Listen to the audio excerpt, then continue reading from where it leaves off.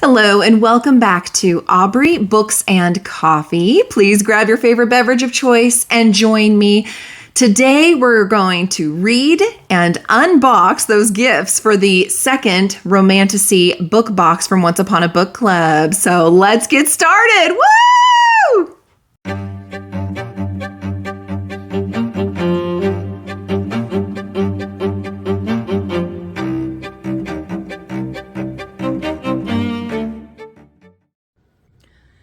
I'm so excited because I'm getting ready to start my sprints that I do every Friday morning, but guess what just got delivered to the door? The Romantasy box, the part 2 Romantasy box. Oh my gosh. Oh my gosh. I am so excited. So excited. Let's go ahead and open this here. And yes. We get another bookmark that matches the book like they did in the first one. We have the amazing gifts to open as we go. Look at this beautiful book. Oh my gosh, that is so pretty, you guys. Oh, I'm going to be reading this on my sprints.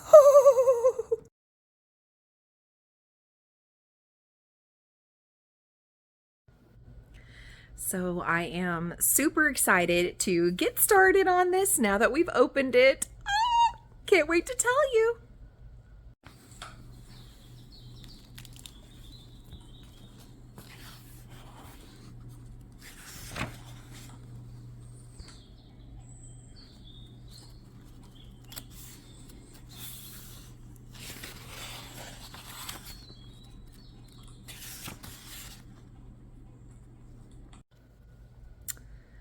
So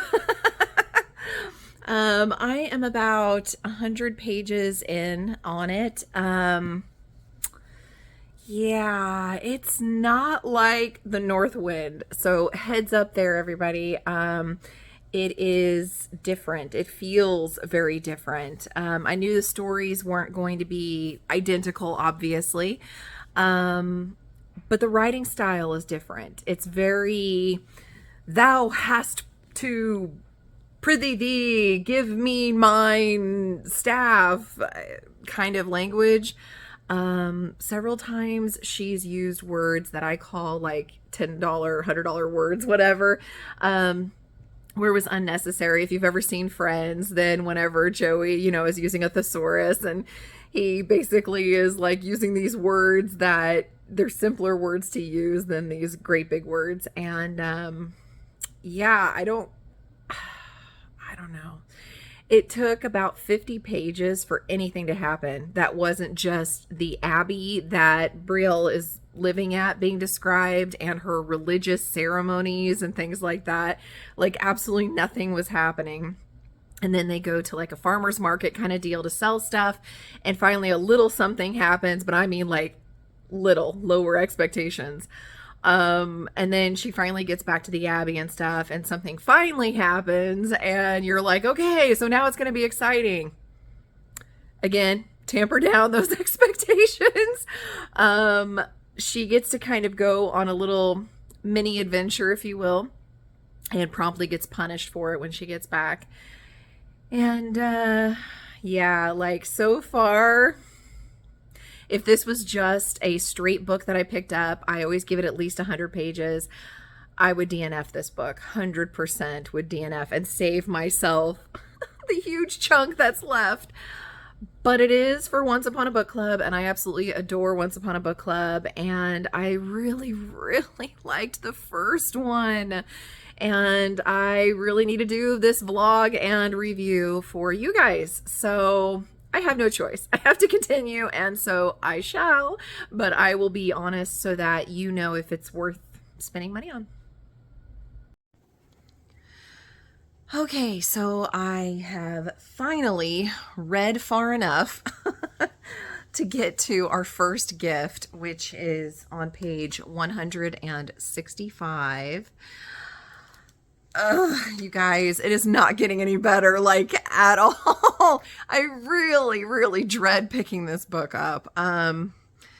Brielle just keeps getting abused by everybody and is just like, yep, that's my lot in life. And She has in particular an enemy named Harper who reminds me of the Heathers, if you ever watched that movie. She's a terrible person. And at this point, the head nun or whatever that's in charge has sent Brielle and Harper to go on this mission back to visit the Under, where Brielle was taken by the West Wind.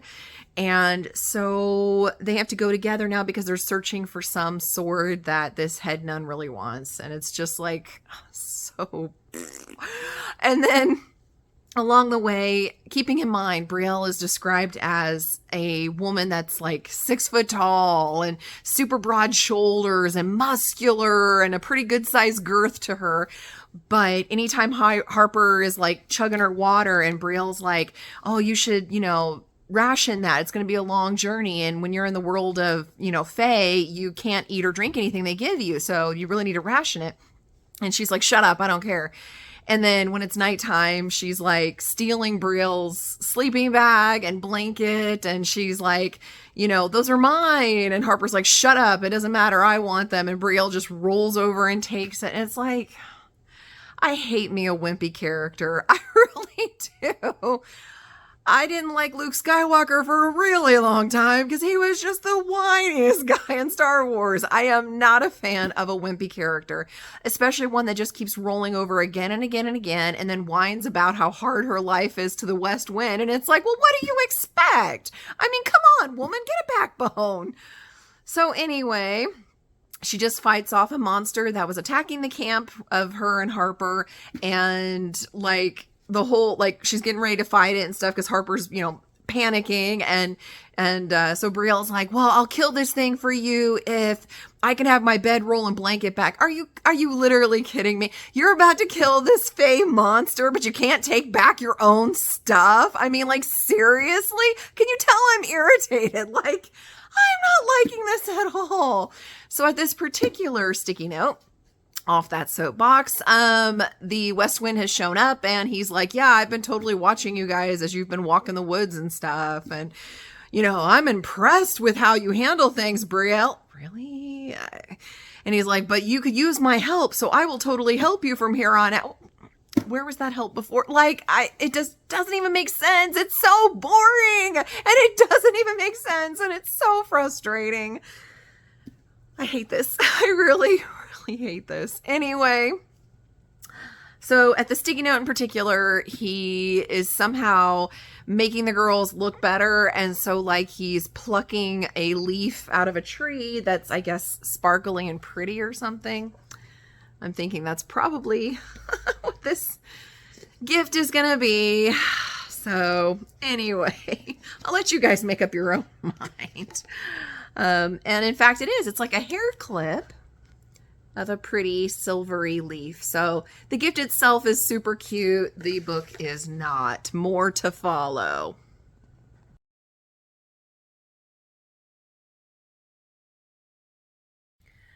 I'm trying, you guys. I am trying so hard to like this book, to even get through it so I can just open the gifts and tell you guys as we go.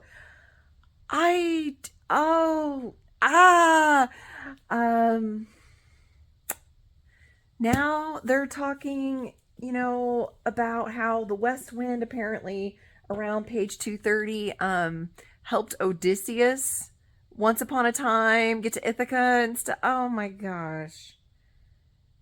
I don't know who wrote this. This just doesn't feel like Alexandria Warwick at all. And I am so disappointed. And I've got more than half the book to go. Ugh. I have to vent again. Oh my gosh. 243. She literally just finally had a come to Jesus meeting with Harper and was telling her how this girl just made her life a living hell at the Abbey. And I'm like, finally this girl has a backbone. Finally, this girl is telling her mind. And then she goes on later, just 15 pages later, and is talking to some of the Fae. and is basically like, no, you can't eat her because she's not for eating. And then thinks internally, not even saying out loud, like maybe she's saying this just to kind of hide it, but like internally, she thinks to herself, though I wouldn't cry over her death because she's a terrible person.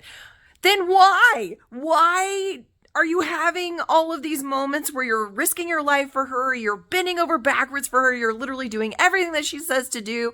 You sit there and talk about how she's a horrible person, but you're going to rise above it because you're better than that, and her opinion doesn't matter to you anymore, and then you're going to...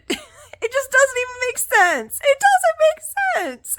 If somebody is truly that irritated by somebody that they're like, I wouldn't even shed a tear over their death, could care less if they die, you would not bend over backwards and put yourself at risk to protect them and save them. You wouldn't. You either like them or you don't. You either hate them or you don't. You either want to make sure no ill befalls them or you don't. Like there's no, you go back and forth, and without there even being a struggle we're seeing, oh, this is just bad, guys. I'm sorry. I'm not the best writer either, but it's just bad. It's just painful. Okay, so I'm really trying to finish this book because it really needs to get out and this video needs to get finished. So I'm on page 241 and it mentions that basically she gets the goblet and she's like, if I make a blessing over this, maybe it won't, hurt me. I should be safe. And so she grabs the goblet, and I'm guessing that is what our gift is going to be for page 241, is going to be a type of goblet. I have Stevie here, super curious. He's he's potentially going to come up here. Oh my gosh. Okay. I'm not mad at this. These are actually really pretty. And they're glass. Like those are really, really quite pretty. Gosh, I wish the story was better. More to follow.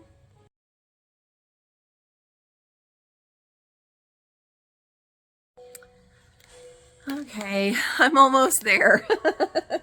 It's taken most of the day, but I'm almost there.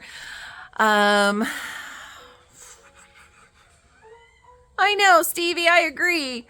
It's page 413. She's now covered in this sludge type stuff, which actually makes me interested. Like, did they give us a thing of sludge? Like, what is going on? Oh, you guys, like, it's so cringy, the relationship between her and the West Wind. I'm going to pronounce it wrong. Zephyrus.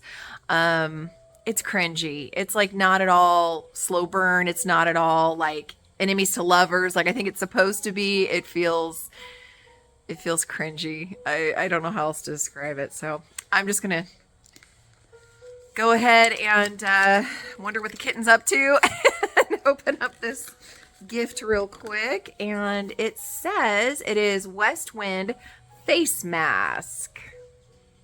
There you go. So yeah. More to follow.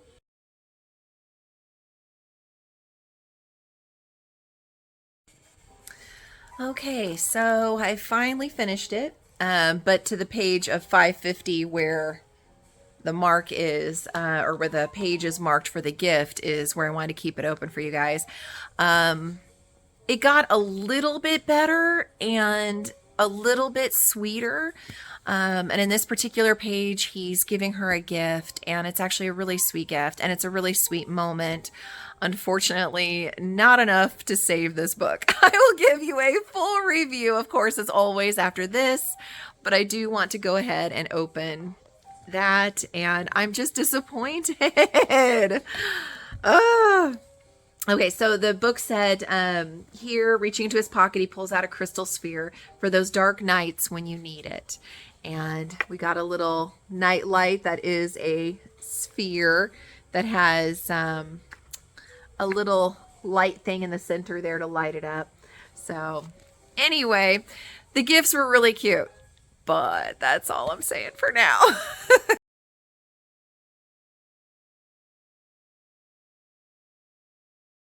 So now we're going to talk about the book. I hate to do it. I really do, because I know a lot of work went into doing something this thick and this detailed. But I gave it a 1 star, you guys. I'm sorry. I had to. The first book that Once Upon a Book Club did and that she wrote for this series was called Northwind. It was absolutely amazing. I had to read it all in one day. It was incredible. The gifts were so fun and spot on, and the story just completely grabbed me. This was the complete opposite. It was so, I'm sorry, boring. And the character was so perfect and boring and vanilla, and she would contradict herself all the time, and it drove me crazy. She never stood up for herself, and then when she finally did, she would backpedal the next minute. What was supposed to be spicy was cringing, and the love that's supposed to be happening here didn't feel authentic. So you know how you watch a movie sometimes and you're like, these characters have like no chemistry? I'm just saying, it was not good. It just wasn't. Every once in a while, there'd be some redeeming moments, and then there would be like 150 pages of in between. The literal only reason I didn't DNF it was because I wanted to do this vlog and get it out there. I am going to give the third book a try when it comes out and get the Romantasy box so I can review it for you guys. But if it was anything like this, I'm not doing the fourth one. I don't know what happened. It literally does not have the same voice as that first one. So I'm not trying to start rumors or anything, but it makes me wonder if there wasn't a ghostwriter that helped her with this or something, or AI or something, because it doesn't feel and sound at all like Northwind, and that's unfortunate. And so, yeah, I had a miserable time, as you saw, and it took me literally over a month and a half to read the book. And I mean, I'm the person who will read a Brandon Sanderson 1,300-page book a month, so that should tell you something right there. But let's go into the packet, because me not loving this book does mean it is available for you guys for our drawings we do on our channel. And it means, sorry, I know that's loud. It means that when you do pick this book, if you should desire to, you'll get some extra goodies with it. For starters, you will get the bookmark that came with it. And you will get the signature plate, and you will get the art print that has a letter from the author on the back. And this you don't get, but I like to go over with you guys. Inside here, we have a conversation with the author and some discussion questions in case you do book club, and a recipe on the back for Brill's raspberry tarts. She liked to make those tarts. If only the rest of her character had some tartness, then it would have been more enjoyable.